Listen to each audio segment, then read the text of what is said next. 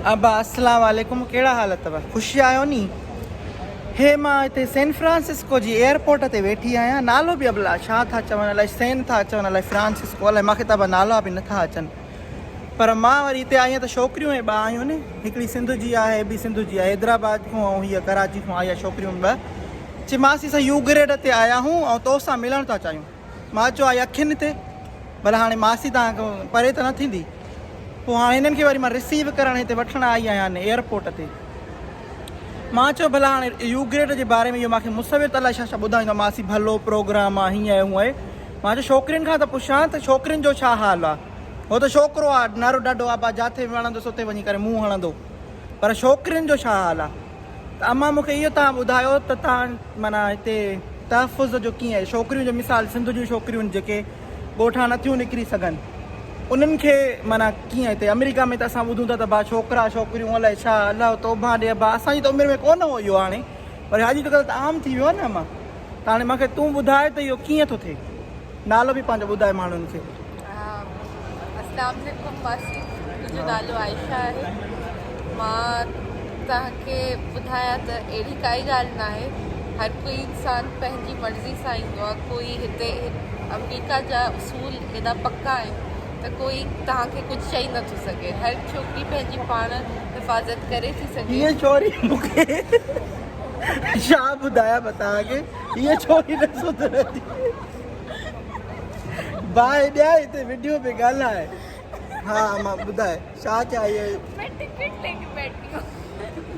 हा न मां छोकिरियूं अचनि थियूं, छोकिरियूं असांजी सिंध जी छोकिरियूं अॻिते अचनि वधनि, उहे बि यू ग्रेड ते अप्लाई कनि। मां वेठी आहियां, असां वेठा आहियूं हिते, कोई कुझु नथो चई सघे।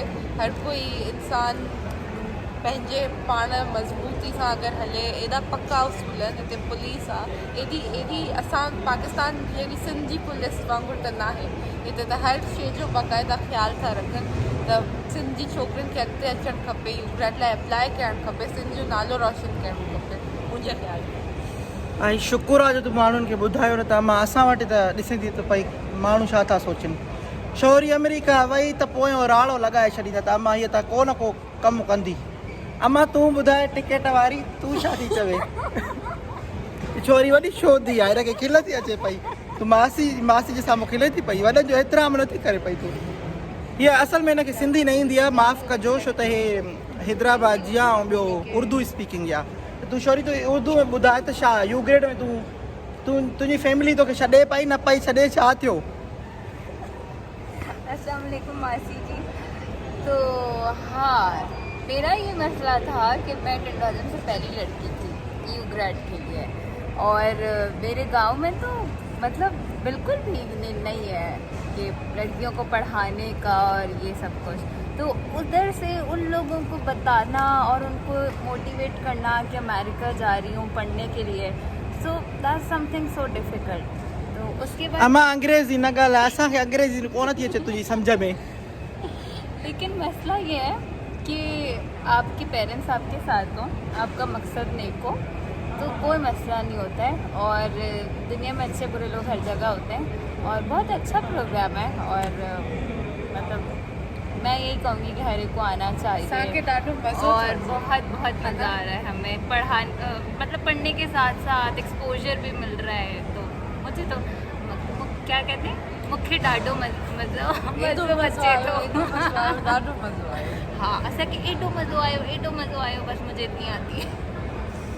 ऐं जेके छोकिरियूं वीचारियूं माना ॿाहिरि जंहिंखां माउ पीउ नथा छॾनि, त उन्हनि जे माउ पीउ जे लाइ तव्हां छा चवंदव? त उन्हनि खे छो पंहिंजी धीअनि खे अमेरिका छॾणु घुरिजे? छो त असां त इहो था ॿुधूं था मां जेका अमेरिका वञे थी त उहा ख़राब थी वञे पई। तालीम दोनों का बुनियादी हक़ है, फिर चाहे वो लड़का हो या लड़की हो। तो बस सिंध जी छोकिरियुनि में ॾाढो टैलेंट आहे, उन्हनि खे अॻिते असांखे वधाइणो आहे, या असांखे हाणे उहो चेंज वठी अचिणो आहे। त पहिरां कीअं छोकिरियुनि खे इजाज़त न मिलंदी हुई, पर छोकिरियूं ॾाढे अॻिते वधी थियूं सघनि। असांखे खपे त असां सभु मिली करे पंहिंजी छोकिरियुनि जी तालीम खे बि ओतिरी ई इम्पोर्टेंस ॾियूं जेतिरी असां छोकिरियुनि खे ॾींदा आहियूं। इहो ज़रूरी आहे। बसि अम्मां अलाह तव्हांखे ॾींहं ॾे, असांजो त न्याणियूं आहियो, पोइ हाणे पाण वञी जेको कयो। बाक़ी अबा ॿुधो त छोकिरियुनि खे ॾाढो मां चवंदीसांव त छोकिरियुनि खे पढ़ायो। मां हाणे अहिड़ा पढ़ियल आहियां न, पोइ हिते जॾहिं मां असां अंग्रेज़ी ॻाल्हाईंदा आहिनि त मां ईअं जो उन्हनि खे वात पटे ॾिसंदी आहियां त मूंखे अबा ॾाढो अफ़सोसु थींदो आहे। सोचींदी आहियां हाय जो मां पढ़ियल हुजां त बबड़ खे बाहियूं ॾेई छॾियां हा, पर अलाह तव्हांखे ख़ुशि नसीबु कयो आहे, तव्हांजे पीउ माउ खे अलाह हयातियूं ॾे अबा, जो तव्हांखे पढ़ण जे लाइ मोकिलियो अथऊं अमेरिका। मतिलबु फ्री में आहियूं, ॿियो हितो सिखी थियूं वञनि पंहिंजे ज़ारी ॻाल्हि आहे। ऐं ॿियो त औरत खे इन जे करे बि पढ़ाइण बा घुरिजे जो उहा जेका आहे न नसलनि खे वधाईंदी, नसलनि खे पढ़ाईंदी, उन्हनि खे तरबियत ॾींदी। जेकॾहिं हिकु मर्द सुठो न आहे त उनजी माउ शायदि सुठो जेको आहे सो उनजी तरबियत न कई हुजे।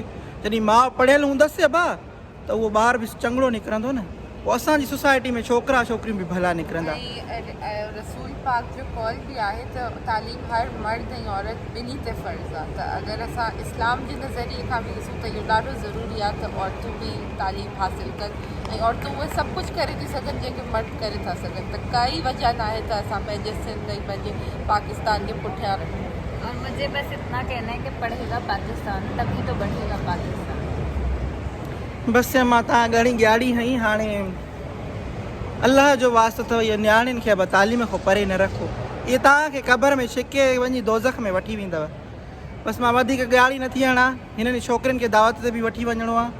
सैन फ्रांसिस्को चे मासी असांखे घुमराए, मां चयो बाहि ॾियांव, मां पहिरियों पाण त घुमां, पोइ इन बहाने मां चयो भला तव्हां सां गॾु मां बि घुमी सघंदसि।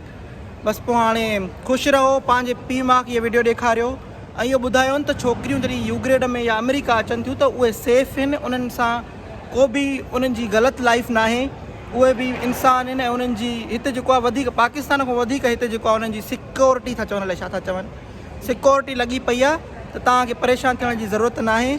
अलाह तव्हां ख़ुशि करे, मां सदिको